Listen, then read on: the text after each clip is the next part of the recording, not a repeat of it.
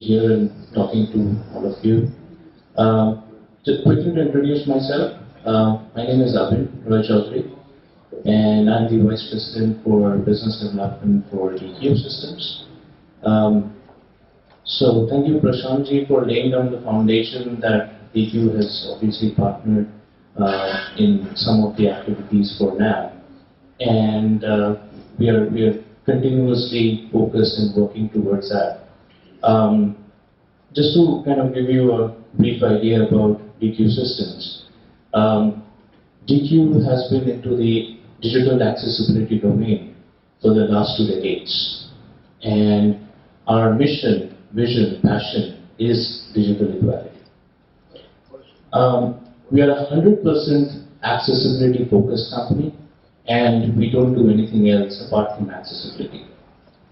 And and kind of DQ has a whole set of products, which is again helping other companies to kind of enable their digital content towards accessibility.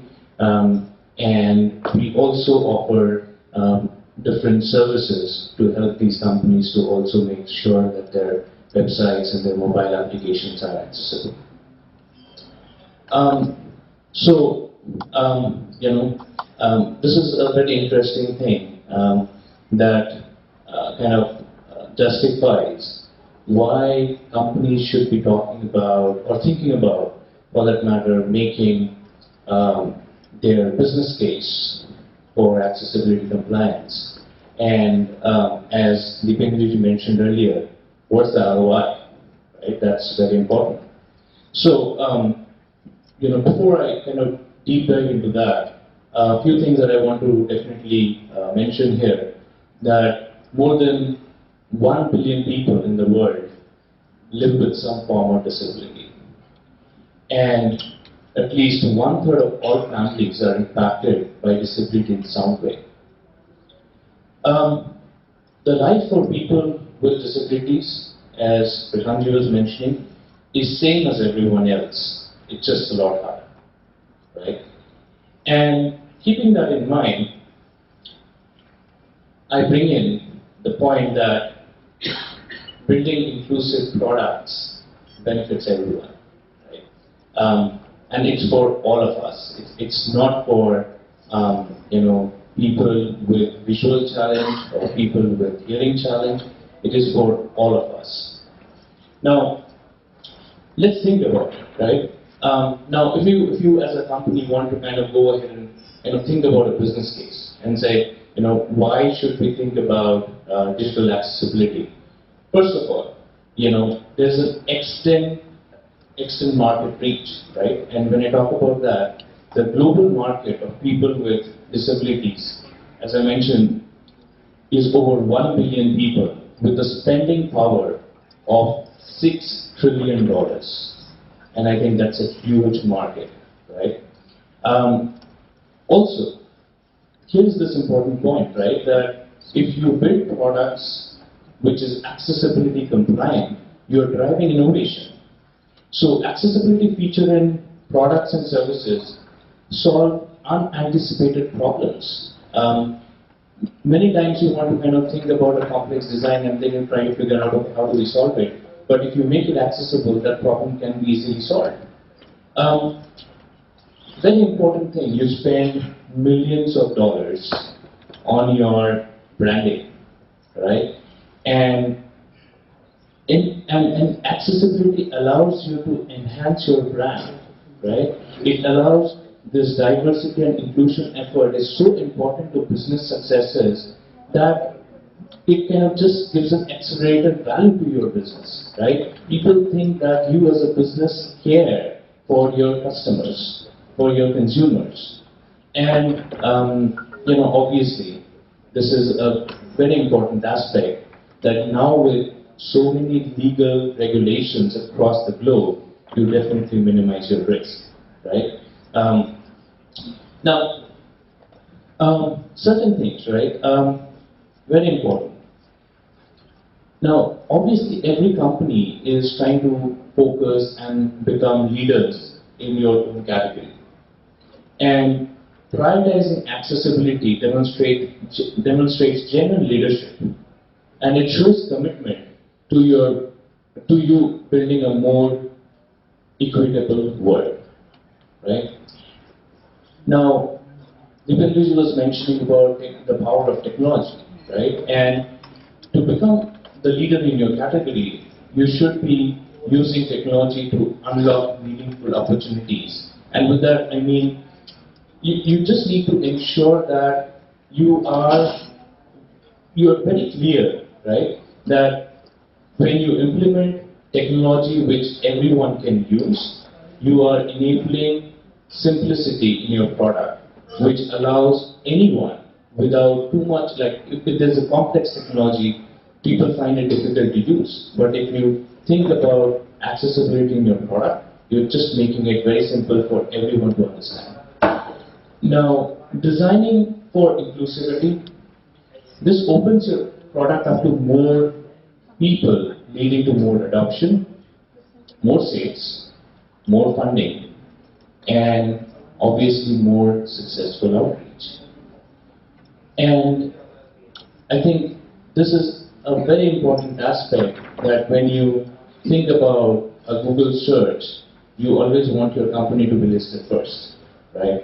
And I'm not saying it will be first or second or third. What I'm trying to say is that if you go ahead and implement accessibility, what you're doing is you're making sure that the search engine ranking improves, because the bots which read content, they read content if the content has a better descriptive text. It's a simple page that can be easily navigated, and it has a clear heading structure. So if you're focusing on all of this, you're just ensuring that your search engine ranking is improving just by implementing simple digital accessibility. Now, depending as you mentioned, right, there is different laws, and I'm typically not going into any of these details of the laws, but I think some of these laws which are pretty strong now, for US, it's ADA Section 508, for the Europe, EN 301-549, for Canada, specifically the province of Ontario, the AODA. For India, now we have the RPWD 2016, followed with the rules out for, which was kind of released in June 2017, and obviously many more, right? So at the end of the day, as a business, if you think about ensuring that you need to comply to the laws, you also need to ensure that your platform, be it website, be it mobile app, it is digitally accessible, right? Now, this is something very important, that web accessibility is a human right, and this has also been in the addition of the government legislation under the UN Convention on Rights of Persons with Disability. And they recognize web accessibility as a basic human right. A focus on accessibility obviously will reduce the legal risk, and you're just ensuring that you're creating a world where all of us are able to use a better product every day. Now the question would be that, okay, what if I make my website or mobile app accessible? How does it help? The first thing, it increases your customer base. You're putting in multi-million dollars in your business just to increase your customer base, right? And straight away, you're tapping into the 15% of world population, which is 1 billion people who have some sort of disability and would now be able to use your platform. As the population ages, right, all of us, we are acquiring disability, right? You know, when I'm using glasses, I constantly think that in the next few years, if we are not able to build a digital world, then things will eventually become difficult. And I think as the population ages, there will be more people with disability, and that is obviously increasing, and that will now become your customer a loyal customer. In countries where the life expectancy is around 70 years of age, people spend 11.5% of their lifespan living with a disability. And globally, as I mentioned, it's a $6.9 trillion market with 2.3 billion people. So if you consider all these aspects together, it definitely makes a lot of business logic that you should be implementing digital accessibility. Now, any mobile application that works well for people with disability works well for everyone. Accessibility and usability are closely related practices, right? Influencing loyalty, retention, conversion rates, and more. Microsoft, Amazon, Facebook are ramping up their accessibility effort in every way possible, just to ensure they're creating a powerful, inclusive user experience closer than ever, right? And just like, Ashok, you mentioned before, there are so many other companies now who are trying to ensure that whatever they're building, they're trying to make it more and more accessible. They're not considering this anymore as two different worlds, but they're trying to be more and more inclusive, just to ensure that every solution is simple, it is better used, and has more outreach. Now, if you empower your customers to interact online, which obviously, if you're making your platform accessible, you are doing that, it helps you save a lot of money as a business. And I would definitely go into the details of it, how, and I think I have a few customer examples to talk about it. But typically, if you can help your customers to ensure that they can find more and more solutions by accessing content and solutions digitally, what you're also doing is you're saving those money that you spend on expensive call centers, where a company has to set up the entire unit just to cater to customer requests, right? And that's expensive. Now, this is where I was trying to talk about how this would typically help. And here is a simple chart, right, which talks about different aspects. Now let me start off by explaining. This is one of our customers who had all these modes of interacting with customers, starting from walk-in, also call-in, mail-in, and they were also checking in, right? Now, if we take one example of, let's assume, making payments online, and I'm talking about one transaction type, right? So if you see a cost of a customer, and because this is one of our US customers, I'm demonstrating in dollars, I'm saying if a cost of a customer to walk into the store, starting from his home to with the transportation cost and all of that, that's the most expensive one, which is at $25. And then if you look at the phase where the customer calls in, that's around $7.50. And then if you look at the mailing expense, that's around $2.50. And if you look at the clicking cost, just sitting at home and clicking into a website, that's the lowest, right?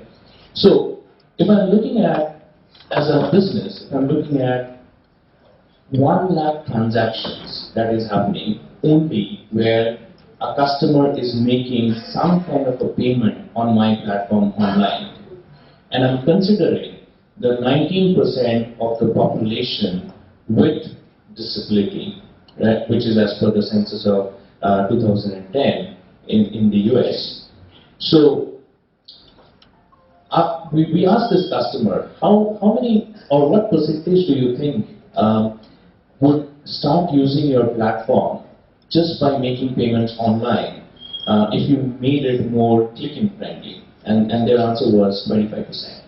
So we took that number, and then now it comes to that if out of this 1 lakh transaction, if 19% of people had disability, and out of that 25% was just using the clicking service, typically there would be 4,750 transactions that would happen on the platform. Now, if I look at their current trend, we are talking about a 30% walk-in, we are talking about a 40% call-in, we are talking about a 20% mail-in, and a 10% clicking. And our whole goal is to kind of say, you should be increasing your clicking percent and reduce the rest. And we give them the target to say, increase your clicking percent by 50% and reduce the rest. And here is the staggering value, right? Just after that 50% implementation, in the first month itself, they see a savings of $200,000. Because now, 50% of customers are just clicking in through their platform because they were able to make it accessible. Now, this is just one transaction type. Now, think about a company which has multiple transaction types. Things will immediately change, right? And you talk about the ROI, it's right away justified. Now, moving to how companies can now think about investing their money on something, right, to make things more accessible, and how can they get their ROI. So, here is something I really loved when I read this, where it says the most powerful technology in the world is a technology that everyone, including people with disabilities, can use. And technologies that can help you build digital platform accessible, right? So, to bring in that point, DQ has multiple tools, and what we're trying to do with that is, we are trying to do the second part. We are trying to bring in technology that can help you build your digital platform accessible. And I'm sure all of you know that Apple, Google, Microsoft, they are creating technology which is more and more accessibility inclusive. So what you overall want to do is you want to combine the power of companies which will enable you to make your digital platform accessible, and also utilize the companies that have already given you some powerful tools, and kind of invest in all of those to get the maximum ROI benefit for your investment. Now, in DQ, we believe in this shift-left mechanism, and we talk about investing in digital accessibility right from the beginning. We are not talking about even during the development phase. We are talking about investing in accessibility right from the design phase. So if your design is accessibility friendly, eventually your development will be accessibility friendly. And obviously, if your development is accessibility friendly, you're testing that.